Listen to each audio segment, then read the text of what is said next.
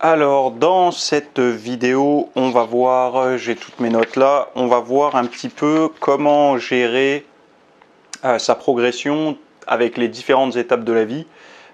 C'est une vidéo qui m'a été soumise, on va dire, par un abonné voilà, bon, il a sa question personnelle, je la citerai pas ici pour garder son anonymat. Mais en tout cas, une chose est sûre, c'est que dans sa question, il voulait savoir plus ou moins comment gérer finalement sa progression sur la durée, c'est-à-dire pas sur 2 mois, mais sur le long terme par rapport à toutes les étapes de la vie.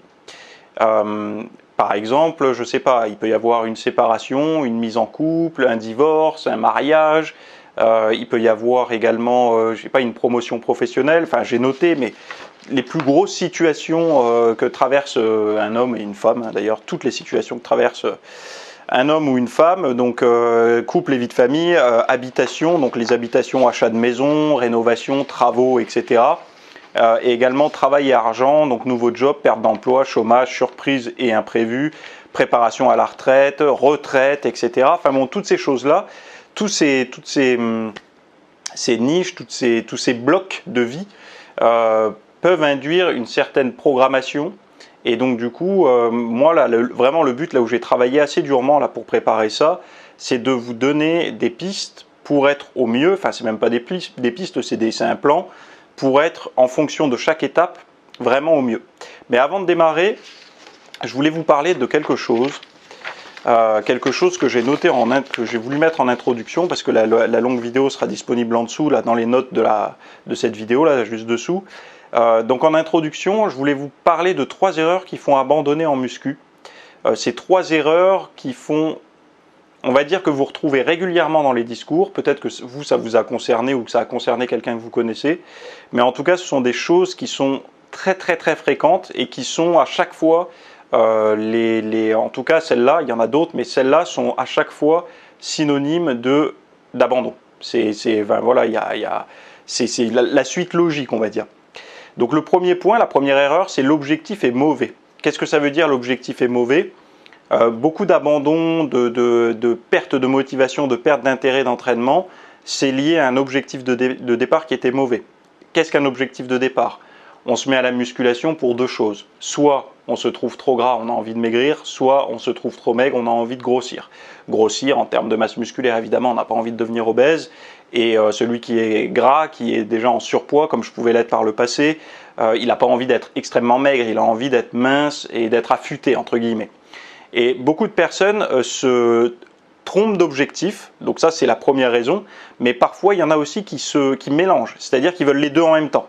Et à vouloir les deux en même temps, bon déjà c'est faire un pas en avant, un pas en arrière, parce que on va manger pour prendre du muscle, on va s'entraîner pour prendre du muscle, et 2 jours après on va manger pour perdre du gras, parce qu'en fait on se rend compte qu'on n'a pas les abdos apparents, donc on veut perdre du gras, puis après on se rend compte qu'on n'a pas assez de bras, donc on veut prendre du muscle. Et en fait ça, on n'est pas assez focus sur un objectif et on ne progresse pas. Donc ça c'est la première erreur, c'est se tromper d'objectif. Donc on verra après comment on fait pour savoir exactement comment on fait pour sèche ou prise de masse. Enfin bon, je vous ai donné tout avec des valeurs, un petit calcul à faire assez simple. Et la deuxième erreur, c'est confondre performance et progression esthétique. Ça, je sais qu'il y en a beaucoup qui ne vont pas être d'accord avec moi, mais bon, c'est mon point de vue, et à un moment donné, il faut que je le donne aussi. Il y a une grosse différence entre performance, donc c'est-à-dire la performance, pour moi, qu'est-ce qu'une performance ? Une performance, c'est, admettons, vous avez envie de faire un maxi au développé couché, donc vous allez vous échauffer sans vous cramer nerveusement, pour arriver le plus frais possible à la barre la plus lourde possible, et sur une répétition vous allez tout donner pour essayer de faire un petit peu mieux que d'habitude ou mieux que votre voisin, ou etc. etc. Pour moi c'est ça une performance qu'on retrouve dans le sport de haut niveau, donc en compétition, mais aussi à un niveau amateur en salle de sport, etc. Et ça c'est une problématique quand on a un objectif esthétique d'avoir un but performance. Parce qu'une répétition au développé couché, admettons à 100 kg, si vous étiez à 97 depuis des semaines et que vous arrivez à valider 100 kg sur une rep, vous n'allez pas prendre plus de muscles. Donc du coup, au niveau esthétique, vous n'allez pas être plus affûté, vous n'allez pas être plus musclé, etc. Vous avez juste réussi à prendre un petit peu de force, donc c'est une performance. Et ça, beaucoup de personnes confondent, c'est-à-dire qu'ils vont confondre la performance aiguë, donc à un moment donné, avec leur objectif esthétique. C'est-à-dire qu'ils ont c'est un petit peu comme ceux qui vont se mettre dans un sport qui a pour but d'être performant. Je ne sais pas, je vais vous dire le crossfit, je vais vous dire le rugby, le football, le cyclisme, je ne sais pas moi, enfin bon, l'escalade, etc. Et qu'en fait, ils veulent avoir le maximum de résultats esthétiques avec ce genre de protocole. Je ne dis pas que le corps ne va pas changer avec ce genre de pratique, mais ça n'est pas être à 100% sur son objectif. Si l'objectif est esthétique, c'est-à-dire qu'on a envie d'améliorer son physique, ça ne sert à rien de passer par des chemins comme ça qui sont beaucoup plus tortueux qu'une ligne, une autoroute directe vers l'objectif. Après, ça ne veut pas dire que faire de la musculation à but esthétique, on ne va pas prendre de force, on ne va pas augmenter sa condition physique. Mais c'est au même point qu'une personne qui ferait du rugby pour augmenter son esthétisme, entre guillemets, l'harmonie de son corps, ses jugements, enfin c'est subjectif, mais bon bref, vous m'avez compris. Donc il ne faut pas se tromper d'objectif. Vous voulez être mieux esthétiquement parlant, donc avoir une meilleure silhouette. Beaucoup de personnes parlent de performance, de force, d'être capable de faire telle ou telle chose, mais quand on creuse un petit peu, chez quasiment tout le monde veut avoir un but esthétique, et ceux qui ne veulent pas avoir un but esthétique, c'est ceux qui sont déjà comblés par rapport au physique qu'ils ont.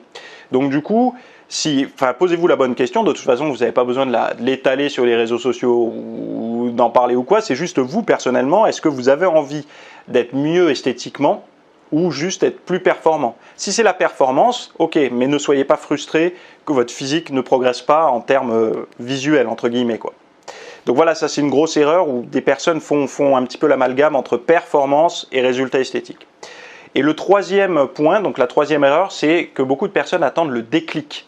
Vous savez, ce fameux déclic qui fait qu'une personne va se mettre à l'entraînement, va être complètement disciplinée, va faire sa diète, va bien dormir, elle est capable du jour au lendemain, ses amis ne la reconnaissent pas, ils se disent mais qu'est-ce qui se passe? Comment cette personne a pu du jour au lendemain comme ça, elle était en surpoids ou elle était maigre et maintenant elle va à la salle tous les soirs, elle fait sa diète et tout.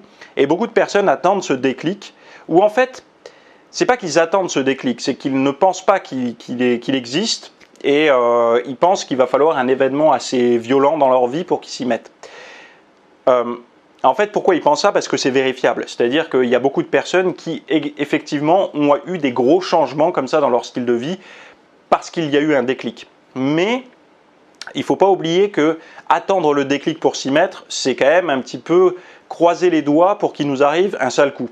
Pourquoi? Parce qu'on décide de se remettre en question. Très souvent, on a un déclic quand on a un événement négatif, c'est-à-dire qu'on a un nouveau problème à résoudre.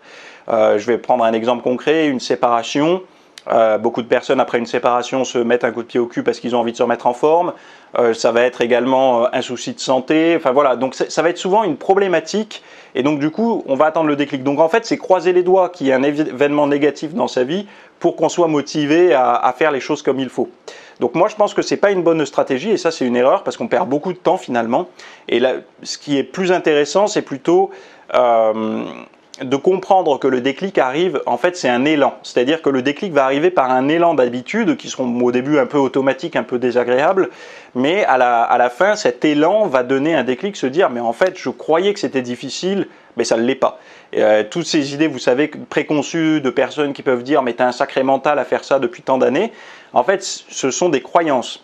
Pourquoi? Parce que l'élan du nouveau style de vie, c'est-à-dire de s'entraîner et tout, va avoir vraiment une forme d'automatisation sur le long terme qui va faire que finalement, ça ne sera pas plus difficile que suivre quelque chose de plus moderne, de plus classique, on va dire, c'est-à-dire la sédentarité, la malbouffe et tout ça. C'est pas plus difficile de suivre l'un ou l'autre, ça n'est qu'un élan de nouvelles habitudes qui va conduire à une forme de presque comme un déclic. En fait, c'est se passer de déclic. On n'a pas besoin d'avoir un déclic, c'est juste des automatismes à mettre en place qui feront que, avec le long terme, ça deviendra des habitudes très simples à tenir. En fait, c'est ça la base du truc, quoi.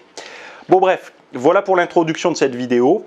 Vous avez en note de vidéo, là, juste dessous, l'accès à la formation pour les VIP. Donc les VIP, je répète, parce qu'à chaque fois, je suis obligé de le répéter, les VIP reçoivent Chaque semaine, une formation qui dure à peu près 1 heure. Donc 4 fois par mois, ils ont à peu près 1 heure de formation pour moins de 10 € par mois sur des sujets, on va dire, un petit peu plus pointus que comment prendre du muscle ou comment perdre du gras. On essaye de pousser les choses plus loin. J'essaye quand même de vous donner un regard un petit peu plus prononcé, on va dire, sur la pratique de la musculation, du fitness, du style de vie, de comment adapter. Le but, c'est ça. C'est que vous n'êtes pas, certainement pas athlète de haut niveau. Vous avez peut-être une vie de famille, des enfants, ou alors, je sais pas, enfin bon bref, vous avez votre style de vie. Et le but, c'est de réussir à faire au mieux avec votre style de vie. C'est ça mon travail. Mon travail, c'est ça, c'est de vous apporter des pistes. Alors évidemment, il y a des programmes, il y a tout un tas de choses, mais de savoir quoi faire et quand le faire. Et donc là, vraiment, cette vidéo, elle est faite pour ça. C'est un petit peu toutes les étapes de la vie qu'on va traverser, qu'on a traversé, que j'ai traversé, que je traverserai aussi, et que vous, ben voilà, par automatisme, vous allez aussi, parce que vous êtes vivant, vous allez traverser aussi ces étapes de vie. Et c'est juste que vous soyez armé pour ça et pas désarmé au moment où vous allez être fortement pris par des émotions quand les événements vont arriver. Donc voilà, on va voir exactement comment faire par rapport à l'objectif, si vous êtes en sèche ou en prise de masse, comment faire à tel moment, quel investissement vous devez faire, enfin bon bref, toutes ces choses-là par rapport à votre physique, à votre condition physique, à votre santé et à vos objectifs tout simplement. Donc si vous voulez suivre cette vidéo, en lien, vous avez dans les notes le titre avec le petit lien à cliquer et on se retrouve de l'autre côté pour la version longue.